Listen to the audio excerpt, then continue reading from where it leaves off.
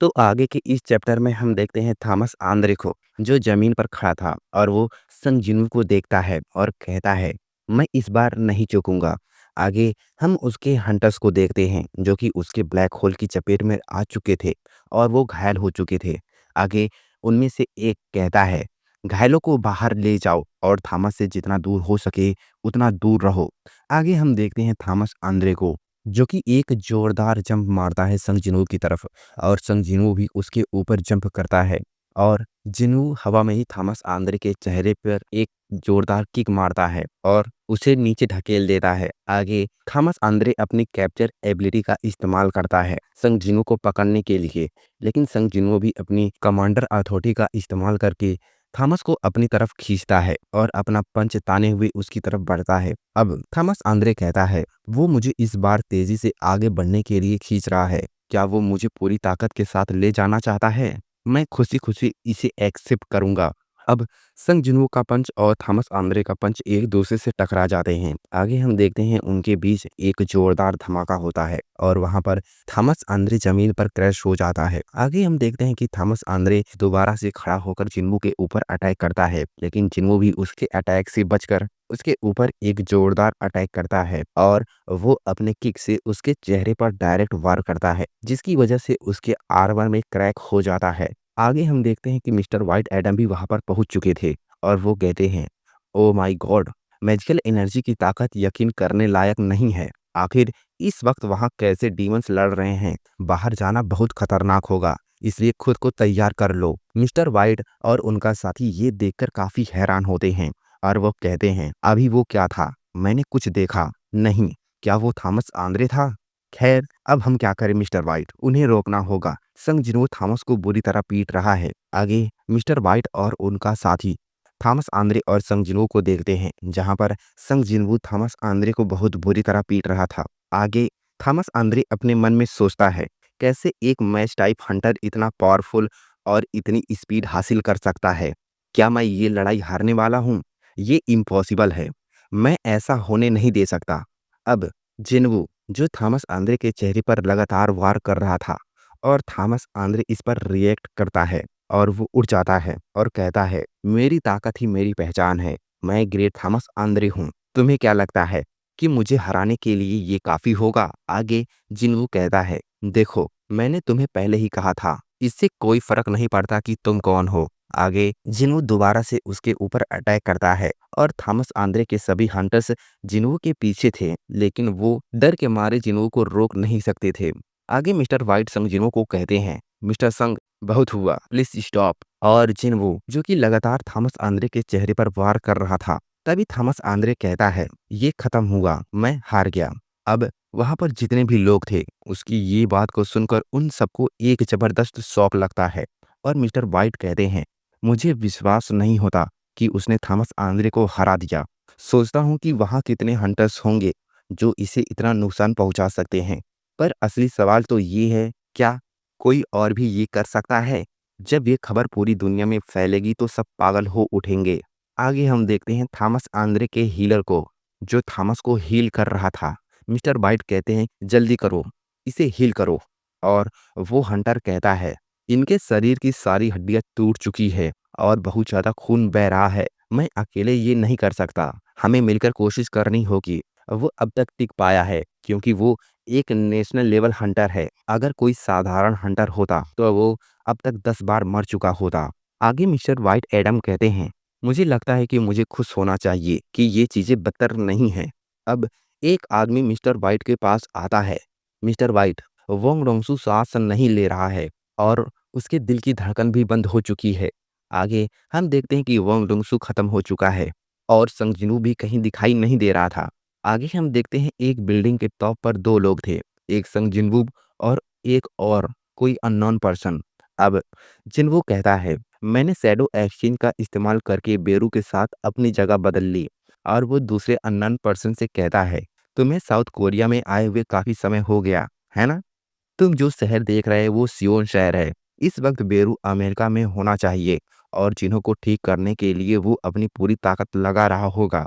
आगे यहाँ पर सीन शिफ्ट होता है और हम देखते हैं बेरू और जिन्हों को, बेरू जो कि जिन्हों को हील कर रहा था और जिन्हों एक बेड के ऊपर लेटा हुआ था।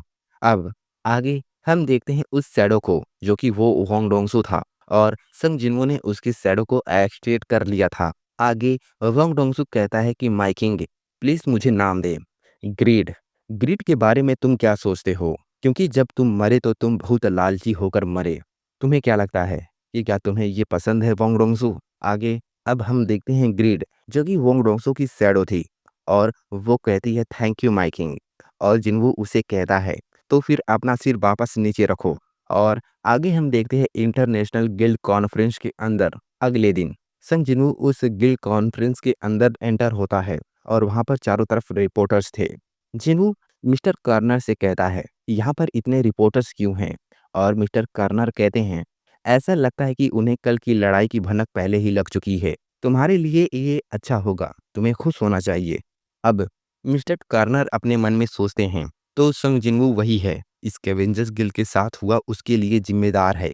अब मिस्टर कार्नर कहते हैं हमने उन हंटर्स के बयान ले लिए हैं जो वोंग डोंगसू के साथ थे। फेडरल ब्यूरो ऑफ हंटर जल्द ही हमारी जांच की पूरी जानकारी पब्लिक करेगा। अब संग जिनवू अपने मन में कहता है मैं अब वोंग डोंगसू के बारे में नहीं सोचना चाहता। मैं केवल एक कारण से अमेरिका आया था। जैसे ही मुझे अपने सवालों का जवाब मिल जाएगा जिसकी मुझे तलाश है तो मैं यहाँ से चला जाऊंगा। आगे मिस्टर कार्नर संग जिनवू को 2 ईयरफोन देते हैं और वो कहते हैं आपके लिए मैं मीटिंग की सारी बातों को ट्रांसलेट करूंगा। मिस्टर संग आप इन ईयरफोन से सारी बातें सुन सकते हैं। अब हम देखते हैं उस गिल्ड कॉन्फ्रेंस के अंदर जहां पर संग जिनवू एंटर होता है और बाकी सभी लोग जो उस गिल्ड कॉन्फ्रेंस के अंदर पहले से ही इकट्ठा हुए थे वो संग जिनवू को देखते हैं और वो उसे देखकर हैरान होते हैं। आगे हम वहां पर Chinese 7 star S rank hunter Liu Jinjing को भी वहां पर देखते हैं जो कि जिन्हों को देखकर मुस्कुरा रहा था। अब वहां पर जितने भी लोग थे वो संग जिन्हों को देखकर कहते हैं क्या वो वही एशियन हंटर है जिसने थॉमस आंद्रे को लगभग मार ही डाला था? टोक्यो गेट की लड़ाई में भी उसका बड़ा योगदान है। सोचो, उसने थॉमस जैसे हंटर्स को बेहोश कर दिया जो बाकी हंटर्स पर किसी राजा की तरह राज कर रहा था। यकीन नहीं होता, सच में। अब जिन्वू अपनी सीट पर बैठ जाता है और बाकी सभी हंटर्स उसे देखते हैं और अब उस स्टेज के ऊपर एक आदमी आता है और वो कहता है हेलो एवरीवन, मैं डॉक्टर बेल्जर हूँ। मुझे यकीन है कि आप सभी लोग जानते हैं कि हाल ही में गेट और पावरफुल बीस्ट की संख्या तेजी से बढ़ी है। लेकिन आप में से बहुत से लोग ये नहीं जानते होंगे कि हमने आकाश में कुछ असामान्य मूवमेंट का पता लगाया है। वातावरण में माना मैजिकल एनर्जी की डेंसिटी लगातार बढ़ती जा रही है। मैं इस खास तरह की माना मैजिकल पावर को एक अलग नाम से बुलाना चाहूँगा जब तक इसके लिए कोई बेहतर शब्द नहीं मिल जाता। मैं इसे मैजिस स्फीयर कहने का प्रयास करूँगा। क्या आप जानते हैं कि मैजिस्फीयर इस समय कुछ देशों के ऊपर आसमान में ग्रुप बनाकर रह रहे हैं? ये घटना कुल 9 एरिया में देखी जा सकती है और यही वो जगह है जहाँ मैजिस्फीयर सबसे ज़्यादा हैं। आगे हम देखते हैं स्क्रीन के ऊपर बहुत सारे देशों को जिनके ऊपर रेड डॉट बने हुए थे। आगे डॉक्टर बेल्जियर कहते हैं यही वो जगह है जहाँ मैजिस्फीयर सबसे ज़्यादा हैं। साउथ कोरिया, साउथ कोरिया का नाम सुनकर सभी लोग संग जिन्मू की तरफ देखने लगते हैं और वो बहुत ज़्यादा हैरान होते हैं। आगे डॉक्टर बेल्जियर कहते हैं हर किसी को संग जिन्मू को घूरने की कोई ज़रूरत नहीं है क्योंकि अगर वो मैजिस्फीयर को कंट्रोल कर सकता तो वो पहले से ही एक हंटर के रैंक से ऊपर और परे होगा। आगे जिन्मू अपने मन में सोचता है कुल 9 जगह, क्या इन सब का रिलेशन मोनार्च से हो सकता है? फिलहाल इस समय इस घटना से निपटने का कोई तरीका नहीं है क्योंकि इसका कारण अभी तक पता नहीं चला है। लेकिन इसका मतलब ये नहीं है कि इस स्थिति को नज़रअंदाज किया जा सकता है। दुनिया जल्द ही एक गहरे और बड़े बदलाव का सामना कर सकती है। अब आगे मिस्टर डेविड ब्रेनर कहते हैं डॉक्टर बेल्जर, क्या आपकी बातें खत्म हुई और क्या मैं इसे अब आगे ले जा सकता हूँ? आगे डॉक्टर बिल्जर कहते हैं हाँ बिल्कुल। अब डेविड ब्रेनर उस मंच पर आते हैं और वो कहते हैं आज यहाँ पर इकट्ठा हुए सभी हंटर्स के लिए मेरे पास एक बुरी खबर है। लगभग 2 हफ्ते पहले क्रिसफोर्ड रीड की हत्या कर दी गई कुछ अनजान ग्रुप के जरिए। अब उस कॉन्फ्रेंस के अंदर जितने भी लोग थे उसकी ये बात को सुनकर बहुत ज़्यादा चौंक जाते हैं और वो कहते हैं, क्रिस फोर्ड रीड एक नेशनल लेवल हंटर की हत्या कर दी गई? वो मजाक कर रहा है ना? ये तो हो ही नहीं सकता। सिर्फ उतने ही ताकतवर अवेकन लोग जो नेशनल लेवल हंटर के बराबर हों, वही उसे मार सकते हैं। क्या ये वही आदमी हो सकता है जिसने थॉमस आंद्रे को पीटा? और वो सभी लोग संग जिन्हों की तरफ देखते हैं और कहते हैं, क्या ये वही आदमी हो सकता है जिसने कल ही थॉमस आंद्रे को बहुत बुरी तरह पीटा था? आगे हम उस स्क्रीन पर क्रिसफोर्ड रीड को देखते हैं जो कि मर चुका था और वहाँ पर कुछ इमेजेस को भी देखते हैं जो कि उसकी मौत से रिलेटेड और वहाँ पर लगी हुई आग को बुझाने वाले फायर फाइटर के ऊपर थी। अब आगे क्रिसफोर्ड रीड की मौत की रिपोर्ट कल सबके सामने आ जाएगी। प्लीज मेरी बात को ध्यान से सुनिए और बिना पूरी बात जाने कोई फैसला मत लीजिए। हमें एक ऐसा आदमी मिला है जिस पर हमें शक है कि उसी ने ये सब किया है। अब आगे मिस्टर डेविड उस स्क्रीन के ऊपर संग जिन्हों के डैड की इमेज को दिखाते हैं और वो कहते हैं, ये है सस्पेक्ट जिस पर हमें शक है। अब उस कॉन्फ्रेंस के अंदर जो लोग थे वो सोचते हैं, तो फिर संग जिन्वू वो आदमी जिसने थॉमस आंद्रे के साथ कल लड़ाई की थी, क्या वो अपराधी नहीं है? लेकिन उस एशियाई आदमी का चेहरा बिल्कुल इस कमरे में बैठे संग जिन्वू की तरह दिख रहा है। अब संग जिन्वू जो कि उनके पीछे ही था और वो लोग जो ये बातें कह रहे थे वो डर जाते हैं और कहते हैं, पीछे मत मुड़ना, वो बस एक जैसे दिखते हैं। वैसे भी हम एशियाई चेहरे को अलग नहीं बता सकते, लेकिन कोई फर्क नहीं पड़ता कि मैं इसे कैसे देखता हूँ। अब जिन्हू अपने डैड को कोसता है और कहता है, क्यों डैड, आपने ऐसा क्यों किया? और उसे कमिस ड्रैगन की बात याद आती है। चार इंसान जिन्होंने रूलर्स की पावर्स को उधार ली है, प्लीज माइकिंग उनसे सावधान रहें। मुझे नहीं पता कि रूलर्स ने मेरे डैड जैसा दिखने वाला बीस्ट क्यों भेजा।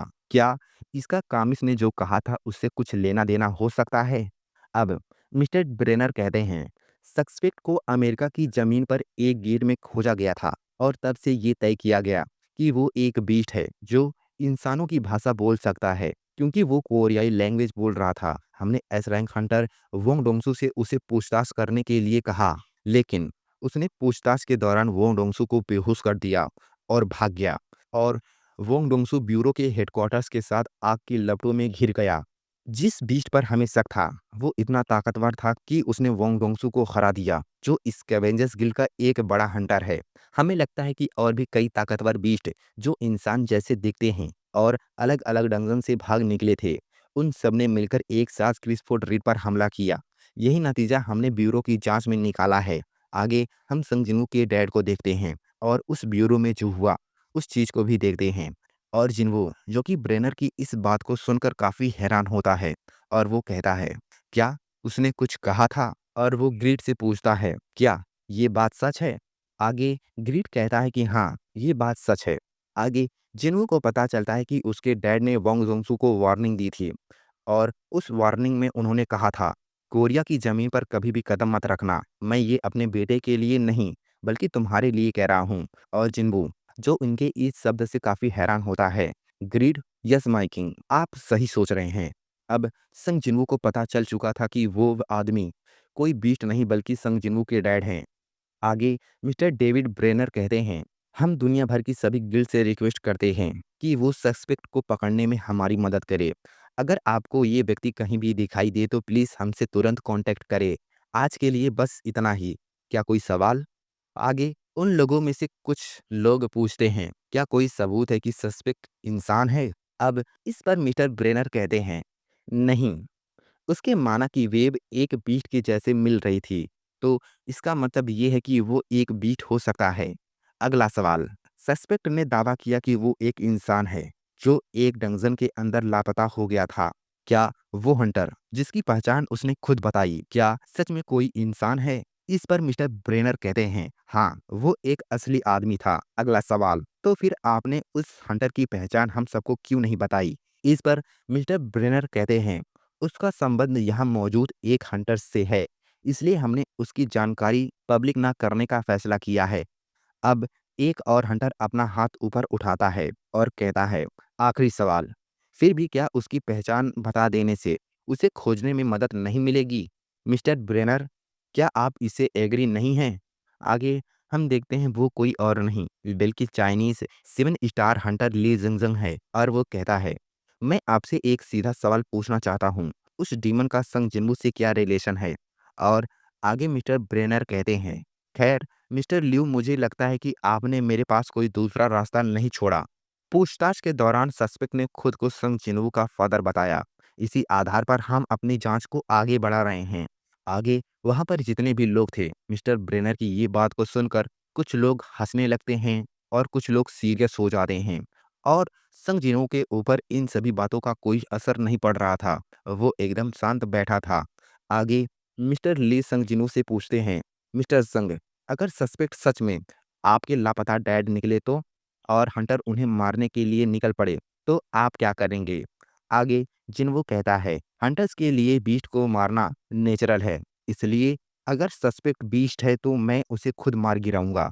लेकिन अगर वो सच में मेरे डैड हैं और कोई बीस्ट नहीं है, तो फिर मुझे बस हंटर का शिकार करना होगा। मैं अपनी फैमिली को प्रोटेक्ट करूंगा, भले ही इसके लिए मुझे दुनिया भर के सभी हंटर्स के खिलाफ खड़ा क्यों ना होना पड़े। अब आगे वो कॉन्फ्रेंस खत्म हो जाती है। अब उसके बाहर मिस्टर वाइट एडम और संग जिन्हो एक साथ आगे बढ़ रहे थे और मिस्टर वाइट कहते हैं, मिस्टर संग, क्या आप उस कॉन्फ्रेंस के अंदर सच में सीरियस थे? और जिन्हो कहता है, हाँ। आगे मिस्टर वाइट कहते हैं, मुझे यकीन नहीं हो रहा है कि तुमने ये बात 120 से ज़्यादा कंट्रीज के साथ 500 टॉप रैंकिंग हंटर के सामने कह दी। शायद सिर्फ एक और हंटर ही होगा जो ऐसी बात कहकर भी बच सकता है। आगे जिन्हो कहता है कि वो कौन है। इस पर मिस्टर वाइट कहते हैं, वो इस समय हॉस्पिटल में भर्ती हैं। और जिन्हो थॉमस आंद्रे के बारे में सोचता है।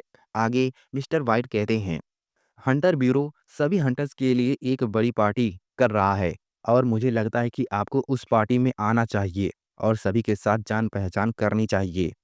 आगे हम देखते हैं चाइनीज हंटर लिू को, जो संग जिन्हो की तरफ बढ़ता है और वहां पर जितने भी लोग थे वो उसे देखकर हैरान होते हैं। और लिू, जो कि चाइनीज लैंग्वेज में संग जिन्हो से कुछ कहता है और संग जिन्हो कहता है, वो क्या कह रहा है?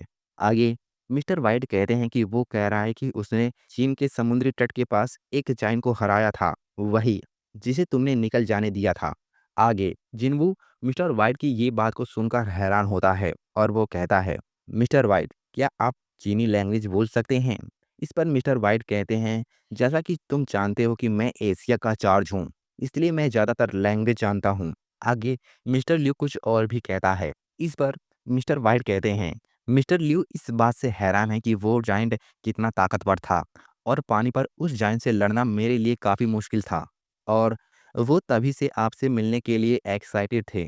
वो उस हंटर के बारे में और भी जानना चाहते हैं जिसने इतने ताकतवर जाइंट को इतनी आसानी से हरा दिया था। आगे लिऊ अपना हाथ संग जिन्हो की तरफ बढ़ाता है। वो कहता है कि वो खुश है क्योंकि तुमने थॉमस आंद्रे को उसकी औकात याद दिला दी। उसे पूरा यकीन है कि इसमें थॉमस आंद्रे की ही गलती होगी। आगे जिन्हो अपने मन में सोचता है, मैंने पहले सोचा कि ये बहुत गुस्सैल टाइप हंटर है, लेकिन वो एक बहुत दिलचस्प आदमी लगता है। आगे मिस्टर ल्यू कुछ और भी कहता है और उसकी बात को सुनकर मिस्टर वाइट एडम को थोड़ा हैरानी होती है और वो कहते हैं, इसी वजह से वो सच में इसकी उम्मीद करता है कि सस्पेक्ट आपके फादर ना हो। और ये चैप्टर यहीं पर क्लोज हो जाता है।